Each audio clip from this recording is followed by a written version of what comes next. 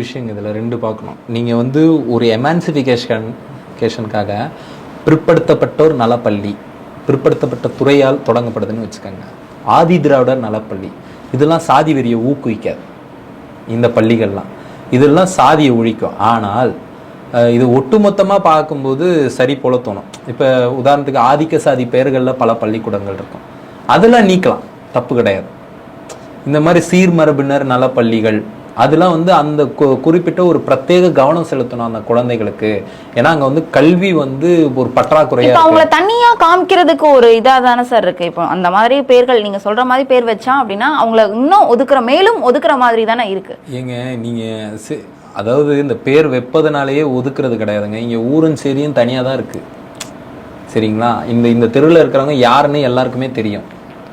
அப்படி மறைச்சு இது பண்ண, இப்போ சீர்மரபினர் பள்ளி, ஆதி திராவிடர் நல பள்ளி இருந்ததுனால என்ன மாணவர்களுக்கு உடனே சாதி வெறி வந்துடுச்சா?